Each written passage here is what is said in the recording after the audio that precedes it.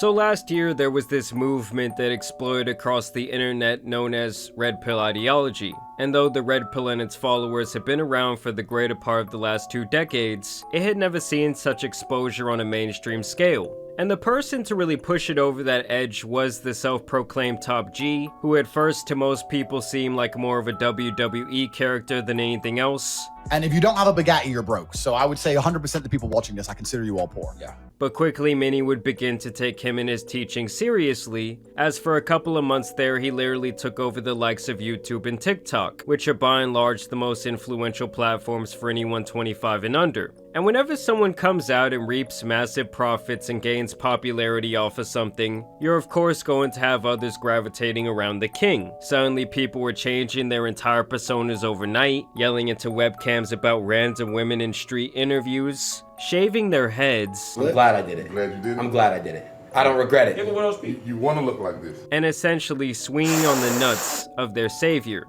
But after things got dicey for Andrew and his brother, these followers of his were suddenly directionless, like a ship who just lost their captain and were now just floating around into the abyss. Combine that with the fact that content involving this man began to get heavily restricted, and the Red Pill began losing momentum at a rapid pace, becoming more of a meme than anything else as these characters got dunked on and shown to be hypocrites over and over again. And now here we are almost a year later, and I think it's safe to say that the Red Pill is really standing on its last leg. Now obviously one of the big characters to really perpetuate this Red Pill movement was former YouTuber Sneako. For years, Sneako was known for these artistic think pieces that he was producing on YouTube.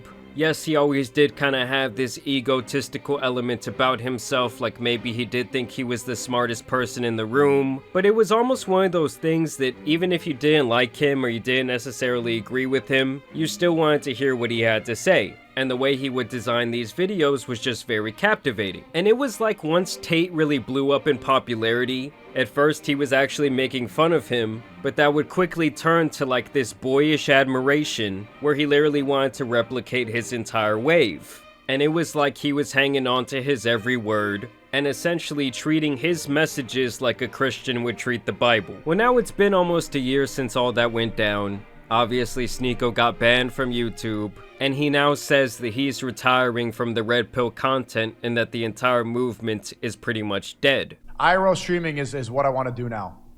There's only so long, you can only do this for so long. Let's be honest, the Red Pill is dying. It's over. It's over because like there was a lot of hype around this, like, oh, the Matrix, bro, how do we make it out? And then like there's this excitement, there's hype around it. And I got in at the right time, hit the wave at the right time. You know, I was Red Pill raging when the Red Pill was blowing up, so it was perfect, you know, screaming at a camera, wake up! Wake up! And then now, like, okay, you know, live life now. Can't be screaming at a camera about Satan every single day. And so you guys heard it there from the man himself. He came in when the movement was hot, and he's now gonna be exiting now that it's pretty much dead. And now that it's standing on its last leg, he's gonna move on to what's now like the new big thing, which seems to be in real life streaming. Now personally, him putting out this message did not surprise me at all, because I never really saw him as the type of person who really wanted to sit at home or sit on these debate panels and just talk about these political talking points. I just really don't think that he was mentally equipped to do so. I do think when Charlie came out and made him look foolish, that was almost the beginning of the end. And I do think this meme right here really showcases his time in the political commentary community. It's essentially saying that he's far too easily influenced, and it was like he was constantly flip-flopping his beliefs to whatever was going to be now the popular ideology within his Red Pill community.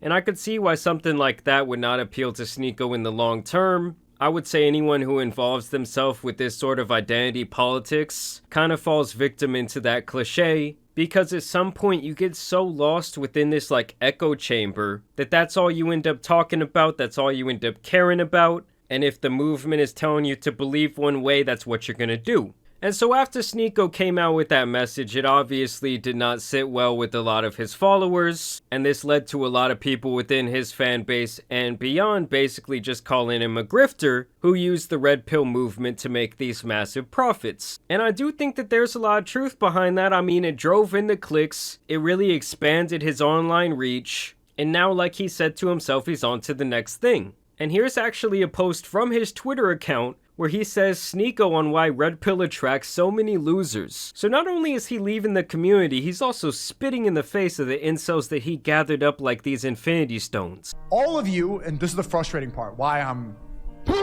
all this right now. You spend all your time online arguing about religion, Alex Jones, who JQ'd, stupid shit, when you could be using it to make money.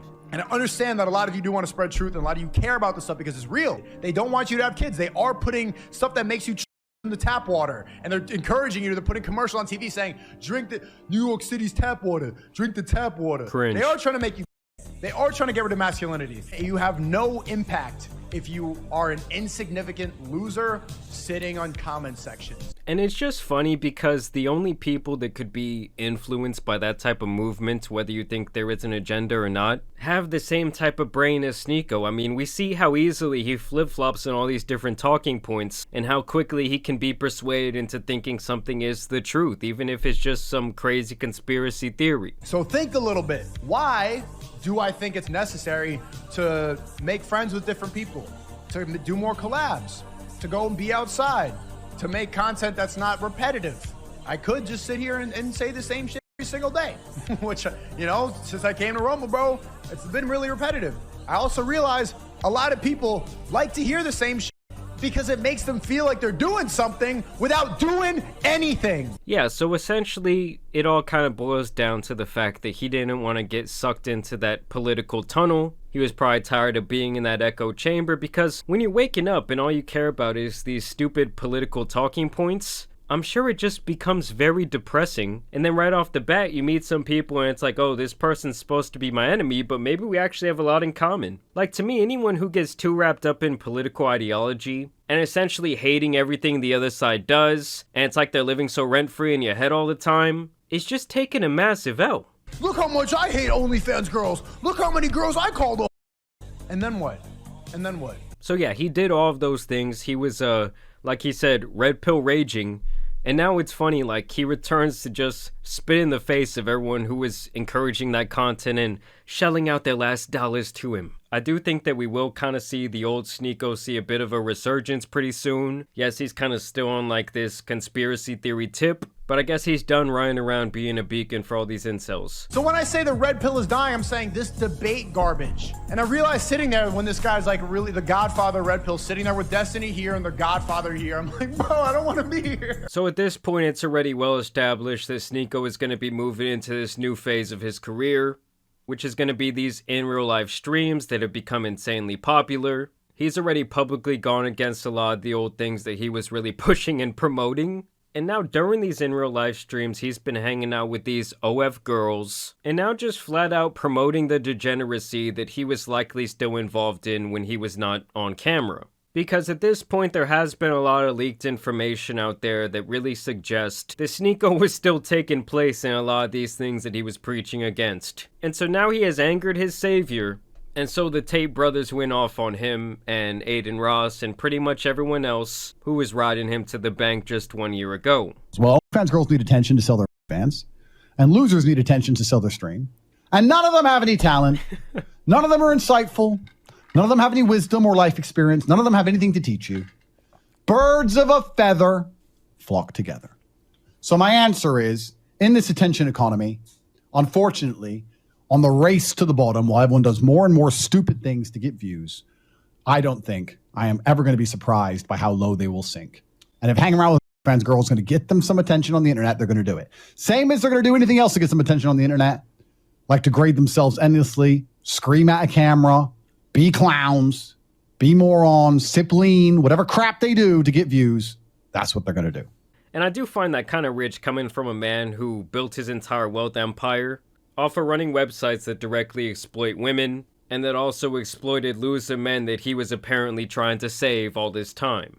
But what he's saying is still facts. These guys are just moving on to the next grift. And you really know a movement is losing steam when the people who were once all in some sort of alliance are now attacking each other. Sneako even apparently unfollowed Andrew after this clip went viral. And this is kind of just a little bonus clip for you guys. You know I had to throw this one in there. I'm sure some of you have seen it by now. This also occurred around a month ago, after the YouTube channel Fresh and Fit ended up getting demonetized, and a lot of people speculate that it was because of some of the things they were doing on these alternative streaming platforms, where they were just acting like absolute clowns. And listen to what Myron has to say as I play the world's smallest violin. So I left a job that I truly loved to do this, right? Because I shouldn't be admitting this, but saving children, right?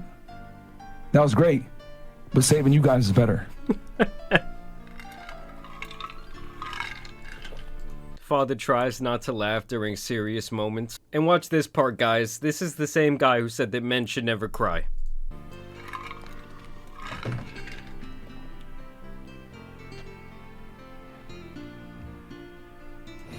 So that was their reaction after they knew they couldn't garner all these different shekels off of their pathetic followers anymore. Now, do I feel bad for them in the slightest? No, I do not. These guys played with fire and they ended up getting burnt. And also, can we just say that any grown man who needed to be quote-unquote saved by Fresh and Fit must have just like a negative IQ?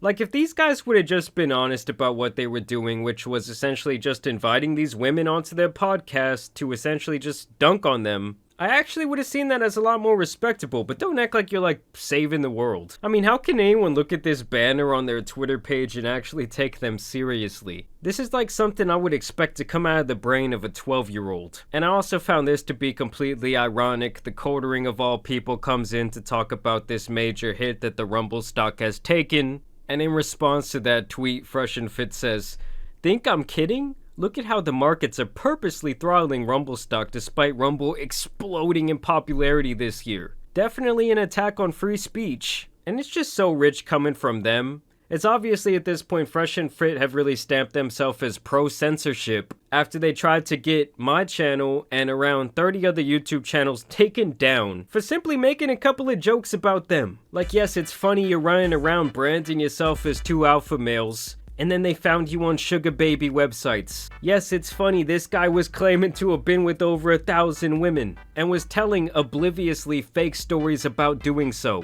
But I want to know what you guys think about the current state of the red pill down below. As always, I also want to thank you guys for watching today's video, dropping a like and subscribing.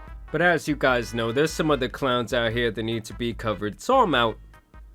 Peace!